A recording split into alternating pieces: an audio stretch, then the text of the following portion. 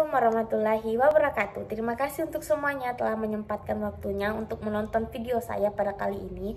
Oke teman-teman semuanya, saya akan memperkenalkan diri saya. Perkenalkan, nama saya Sri Rezeki Kusuma Astuti. Saya dari Prodi Tadris Bahasa Inggris dan saya salah satu mahasiswa di Kota Parepare, yaitu IAIN Parepare.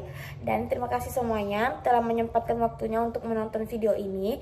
Dan kali ini saya akan menjelaskan apa pengertian dari komunikasi, dan kedua apa pengertian dari miscommunication, dan ketiga yaitu apa penyebab dari miskomunikasi itu, dan keempat trik-trik apa yang bisa kita lakukan agar tidak terjadinya miscommunication, dan kelima apa yang harus kita lakukan ketika sudah terjadi miskomunikasi dalam percakapan sama seseorang. Oke, dimulai dari sekarang.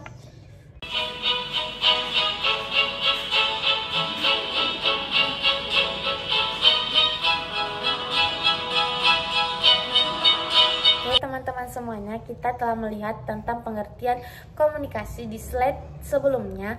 Oke, saya akan menjelaskan komunikasi menurut saya sendiri, di mana komunikasi adalah suatu proses ketika seseorang atau beberapa orang, kelompok, organisasi, dan masyarakat dan menggunakan informasi agar terhubung dengan lingkungan dan orang lain.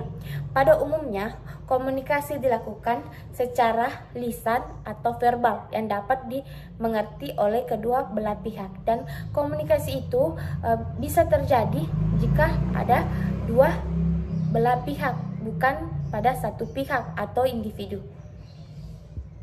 Dan komunikasi tidak hanya melibatkan proses verbal dan yang berupa kata atau frase atau kalimat yang diucapkan dan didengar, tetapi juga proses komunikasi secara nonverbal yang meliputi isyarat dan gerakan tubuh serta ekspresi wajah.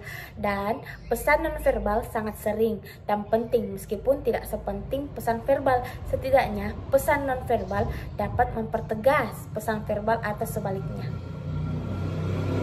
Nah, itu tadi pengertian dari komunikasi. Sekarang kita bisa menyimpulkan kalau kita sedang berkomunikasi seorang, pasti kita ada saatnya mengalami miskomunikasi. Kita bisa melihat dari kenyataan atau faktor-faktor yang menyebabkan miskomunikasi itu terjadi. Kita bisa lihat kenyataannya di zaman sekarang ini ya. Contohnya, sekarang kita hidup di era digital, di mana banyak sekali distraksi di sekitar kita. Kita hidup di era handphone dan gadget mendominasikan, sehingga kemampuan kita untuk fokus jadi berkurang drastis. Sering kita mencermati sesuatu, kita tidak benar-benar membacanya dan memperhatikan dengan teliti. Contohnya, kita membaca sebuah pesan atau surat, tetapi kita hanya tidak benar-benar membacanya, tidak memperhatikan dengan teliti, sehingga kita melihat dan mendengar sekilas saja, kita sudah mengambil kesimpulan. Hal inilah yang makin sering menimbulkan miskomunikasi antara kita dan orang lain.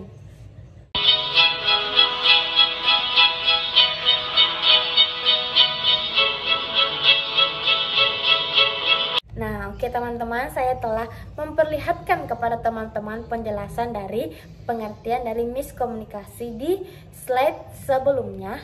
Jadi saya akan menjelaskan secara rinci apa itu miskomunikasi, di mana miskomunikasi adalah kesalahan sehingga menghasilkan respon yang berlawanan dengan tujuan atau maksud kita dalam menyampaikan kata atau kalimat atau pesan yang diharapkan. Miskomunikasi atau miscommunication dalam bahasa Inggris terjadi kesalahan dalam salah satu proses berkomunikasi, akan menyebabkan tidak tercapainya satu tujuan itu atau misi yang hendak dicapai. Nah, selanjutnya kita harus mengetahui trik-trik apa ini yang akan kita lakukan ketika kita akan menghindari kesalahpahaman atau miskomunikasi terhadap orang lain. Di sini saya akan memberikan 6 trik yang baik agar kita tidak terjadi miskomunikasi terhadap teman, sahabat, atau keluarga kita. Yang pertama itu adalah pahami komunikasi tersebut. Menatap langsung ke arah mata dan membuat lawan bicara memberi perhatian penuh terhadap apapun yang Anda katakan. Jadi kita dalam saat berbicara tatap matanya dan kita bercerita dengan sungguh dan penuh perasaan. Jadi komunikasi itu akan lancar dari hati ke hati. Yang kedua itu pahami dan rangkul perbedaan. Jika kita berbicara dengan seseorang yang berbeda suku atau berbeda bahasa, rangkullah dan kita saling mengerti dan kita saling sharing begitu. Yang ketiga yaitu aktif mendengarkan. Kita mendengarkan juga apa yang dia katakan. Yang keempat itu memperbaiki cara bicara. Memperbaiki cara bicara sih, tentu kita harus memperhatikan itu. Mungkin baiknya kita ketika kita bertemu dengan orang yang berasal dari daerah luar, mungkin kita sebaiknya menggunakan trik yang paling bagus itu dalam tidak terjadinya miskomunikasi itu kita menggunakan pakai bahasa Indonesia. Yang selanjutnya yaitu hindari konfrontasi. Oke, yang keenam yaitu tenang menghadapi konflik seperti itu. Dan kita jika pendengar tidak paham dengan apa yang kita katakan, kita bisa mengulangnya juga, mengulang kembali apa yang kita katakan. Nah, itu tadi trik-trik untuk menghindari kesalahpahaman atau miskomunikasi terhadap lawan bicara kita.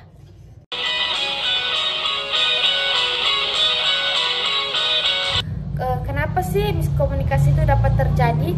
Ya, karena berbagai faktor. Ya, tentu faktor-faktornya itu seperti perbedaan persepsi antara pengiriman informasi dan penerima informasi, perbedaan pengetahuan, pengalaman, serta perbedaan gaya bahasa yang digunakan. Ya, yang paling sering terjadi itu ya seperti perbedaan gaya bahasa yang digunakan. Contoh pengalaman dari saya yaitu ketika saya pulang dari kampus, saya singgah